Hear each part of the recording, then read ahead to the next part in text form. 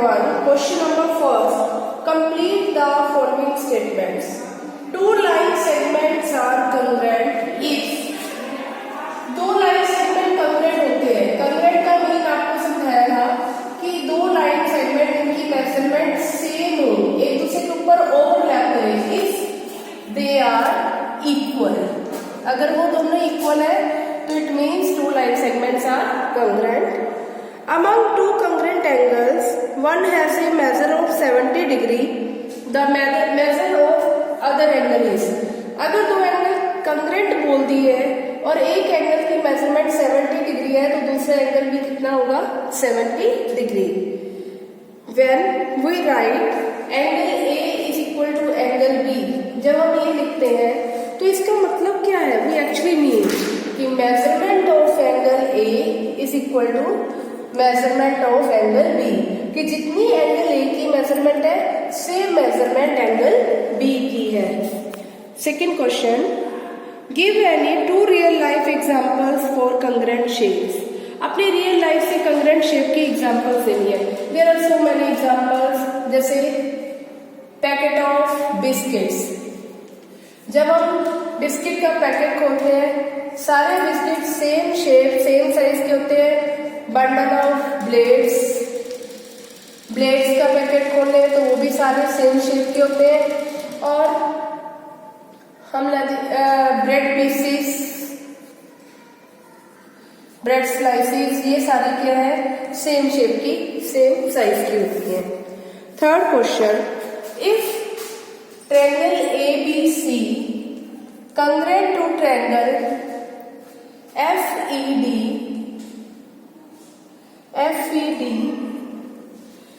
under the correspondence ABC corresponding to FED, हमें दो triangles दी हुई है कंग्रेंट है.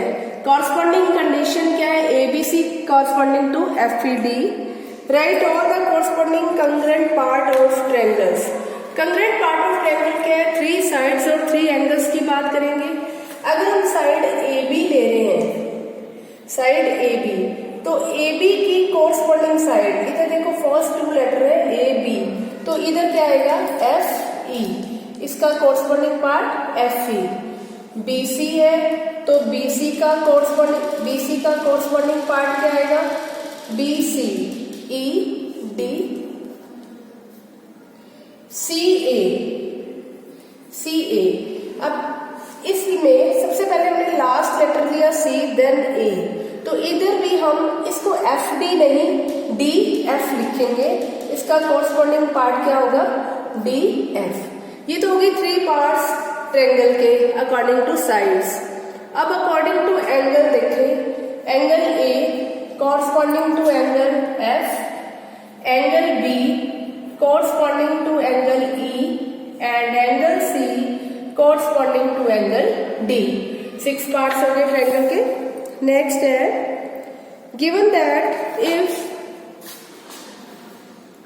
Triangle DEF congruent to triangle BCA, DEF congruent to triangle BCA, write the part of triangle BCA corresponding to angle E. Angle E का corresponding part क्या होगा? DEF. Centre में है E, तो इधर BCA ट्रायंगल में इसका कोरस्पॉन्डिंग पार्ट क्या होगा? Angle C. EF line segment EF, इसका कोरस्पॉन्डिंग पार्ट क्या होगा? EF का corresponding part CA. Next angle F का corresponding part angle A, and DF line segment DF first और लास्ट लेटर है. इधर फर्स्ट और लास्ट लेटर में क्या आएगा? कोरस्पॉन्डिंग पार्ट क्या आएगा? BA. 140 try this. अब यहाँ पे हम कंग्रेंट कंडीशन करेंगे SSS. In figure, length of the sides of triangles are indicated by applying the SS congruent rule. State which pairs of triangle are congruent. In case of congruent triangles, write the result in symbolic form. यहाँ हमें figures दिए हुए हैं। First figure है triangle A B C, measurement दी हुई है A B 1.5 centimetre, B C 2.5 and A C 2.2 centimetre. Triangle P Q R 1.5, P Q 2.5 and 2.2 centimetre. इन ट्रायंगल्स का हमने ये बताना है कि ये by SSS congruent condition triangles congruent है या नहीं। तो हम ट्रायंगल लेंगे A B C and triangle P Q R. A B किसके इक्वल है? पी क्यू के। A B is equal to P Q, दोनों क्या है 1.5 सेंटीमीटर के इक्वल है। B C is equal to Q R 2.5 centimetre and A C is equal to P R 2.2 centimetre. तो दोनों ट्रायंगल की तीनों साइड्स इक्वल है। तो बाय एसएसएस कंग्रेंट कंडीशन, अगर उसने बोला है ट्रायंगल्स कंग्रेंट है तो इसकी सिंबॉलिक फॉर्म लिखनी है। सिंबॉलिक फॉर्म लिखते हुए हमने जो पैटर्न है उसको ध्यान में देना है। अगर मैं यहाँ पे 1.5 से 2.5 की तरफ जा रही हूँ, मतलब ए बी सी, तो सेम इधर करना है 1.5 से 2.5 की तरफ। अगर आप इसको ABC congruent to triangle P R Q लिख दोगे तो ये इसकी सिंबॉलिक फॉर्म गलत होगी। ए बी सी तो इधर क्या आएगा P Q R. Triangle A B C congruent to triangle P Q R. Next है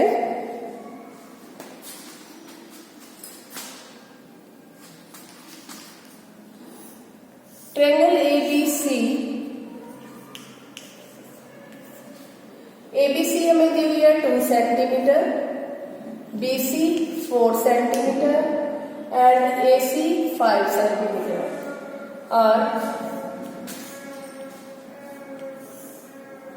पीक्यूआर ट्रायंगल में QR 2.5 centimetre, PQ 4 centimetre and PR 5 centimetre. अब हम दोनों ट्रायंगल लेंगे। In triangle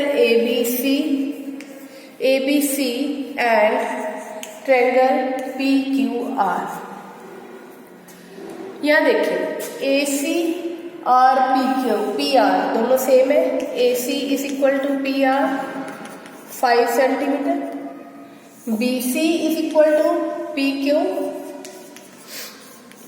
4 centimetre, but A B हमारे पास 2 सेंटीमीटर है और इधर क्यू आर कितना है 2.5, but A B is not equal to Q R. So triangles are not congruent, triangle जो है वो कंग्रेंट नहीं है। In figure A B is equal to A C, A B और ए सी इक्वल है and D is the midpoint of B C. D जो है midpoint है बी सी का। डी मिड पॉइंट है, इसका मतलब B D और डी सी क्या हुए equal. State the 3 pairs of equal parts in triangle A D B and triangle A D C. A D B triangle और A D सी में हमने 3 पार्ट्स बताने, इक्वल पार्ट्स कौन से हैं। अब देखो ए डी बी ट्रायंगल में और A D C, A B is equal to A C given, ये गिवन है, और B D is equal to B D is equal to C D, because D is the BC, BC का D midpoint है तो इसलिए BD और DC क्या होंगे इक्वल। थर्ड जो पार्ट आएगा, दोनों ट्रायंगल में क्या है, AD AD common, AD is equal to AD common. ये हमने ट्रायंगल्स के 3 इक्वल पार्ट्स लिख दिए। अब उसने बताना है कि इस triangle ADB congruent to triangle ADC, क्या ये ट्रायंगल्स कंग्रेंट है? Yes, by SSS congruent condition, by SSS congruent condition, क्योंकि ट्रायंगल की तीनों साइड साइड साइड साइड तीनों साइड इक्वल है, तो एसएसएस कंग्रेंट कंडीशन से triangle ADB congruent to triangle ADC, B is equal to angle C. जब बेटे हमारे पास ट्रायंगल्स कंग्रेंट होती है तो उसका कोई भी कोरस्पॉन्डिंग पार्ट इस angle B is equal to angle C. बच्चे देखो, जब दो ट्रायंगल कंग्रेंट होती है, कंग्रेंसी का मतलब ये है कि एक ट्रायंगल के ऊपर दूसरी ट्रायंगल पूरी तरह से ओवरलैप करती है। ओवरलैप करती है it means according to sides, according to angle, सारे जो क्या है सिमिलर होते हैं। अब ए बी सी का बी एंगल का कोरस्पॉन्डिंग पार्ट क्या है, एंगल सी। जब इसके ऊपर आएगा तो बी और एंगल क्या होंगे, इक्वल। यस, क्यों इक्वल है? Because corresponding part of congruent triangles, congruent triangles का ये कोरस्पॉन्डिंग पार्ट है। तो जिसको हम शॉर्ट फॉर्म में हम लिखेंगे बाय सीपी सीटी, ये इसकी शॉर्ट फॉर्म है। Question number 3, in figure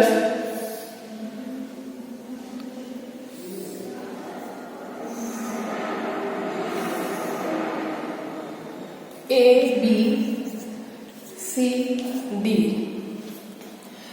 AC is equal to BD, AC और BD इक्वल है। AD is equal to BC, AD और BC इक्वल है। Which of the following statement is meaningful written, हमने ये बताना है कि नीचे दी गई कौन सी कंग्रेंट की कंडीशन जो है वो मीनिंगफुल है। अब यहाँ देखो, मैं ट्रायंगल ले रही हूं ADB और ABC, दो ट्रायंगल्स है हमारे पास। इन triangle ABC and triangle ABD, ये दो ट्रायंगल्स हुई। ABC ट्रायंगल में BC साइड AD के इक्वल है, BC is equal to AD given. AC is equal to, AC side किसके इक्वल है, BD के,